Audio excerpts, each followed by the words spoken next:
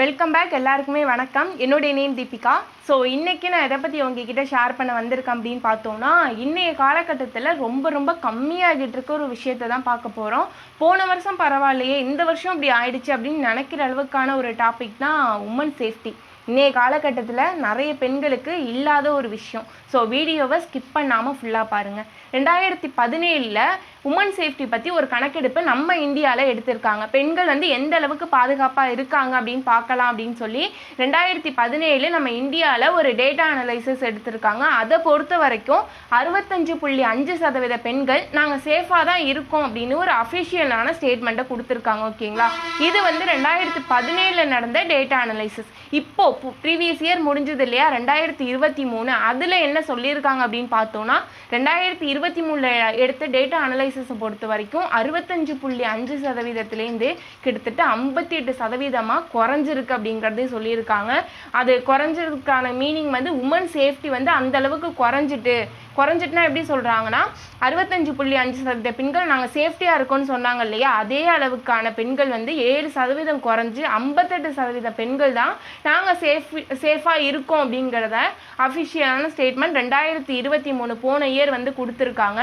கிட்டத்தட்ட ஒரு 6 வருஷத்தில் 7% நாங்கள் சேஃபாக இல்லை அப்படிங்கிறதையும் சொல்லியிருக்காங்க. ஓகேங்களா, ஸோ இது நம்ம இந்தியாவில் எடுத்த டேட்டா அனலைசிஸ் மட்டும். டெல்லியில் நடந்த ஐநா பெண்கள் கணக்கெடுப்பை பொறுத்த வரைக்கும் கிட்டத்தட்ட 95% பெண்களும் பெண் குழந்தைகளும் நாங்கள் பப்ளிக் பிளேசஸில் சேஃபாக தான் இருக்கோம் அப்படின்னு சொல்லி அஃபிஷியலான ஸ்டேட்மெண்ட்டை ஒன்று கொடுத்துருக்காங்க.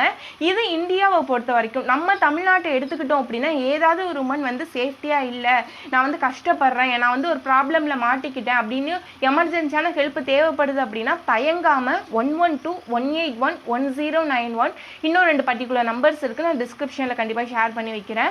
இந்த நம்பருக்கு தயங்காமல் கால் பண்ணலாம் அப்படின்னு சொல்லி நம்ம தமிழ்நாடு போலீஸ் டிபார்ட்மெண்ட் அஃபிஷியலான ஸ்டேட்மெண்ட்டை கொடுத்துருக்காங்க. அதே மாதிரி சில்ட்ரன்ஸ்க்கு ஏதாவது ப்ராப்ளம் இருக்குது அப்படின்னா 1098க்கு கால் பண்ணலாம் அப்படிங்கிறதையும் சொல்லியிருக்காங்க. இது எல்லாமே 24 hours சர்வீஸில் இருக்கும் அப்படிங்கிறதையும் சொல்லியிருக்காங்க. ஸோ நிறைய பேருக்கு கண்டிப்பாக இந்த வீடியோ ஷேர் பண்ணி விடுங்க.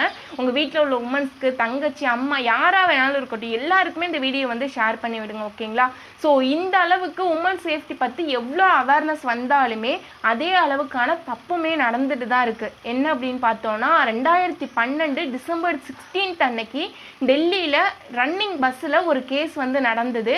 நிர்பயா கேஸ் ஞாபகம் இருக்குன்னு நினைக்கிறேன். மறக்க முடியாத ஒரு விஷயம் தான் இந்த நிர்பயா கேஸ்.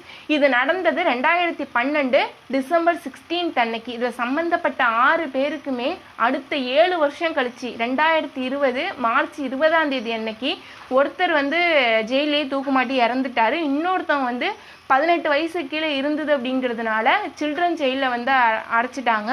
மீதி உள்ள 4 பேரும் மார்ச் 20, 2020 அன்னைக்கு தூக்கிலிடப்பட்டு கொல்லப்பட்டாங்க அப்படின்னு சொல்லி அஃபிஷியலான ஸ்டேட்மெண்ட் கொடுத்துருந்தாங்க. இது நடந்தது கிட்டத்தட்ட கேஸ் நடந்து, நிர்பயா கேஸ் நடந்து 7 வருஷம் கழிச்சு தான் இந்த ரிசல்ட் நடந்திருக்கு. அதுக்கான முடிவே 7 வருஷம் கழிச்சு தண்டனை வாங்கி கொடுத்துருக்காங்க.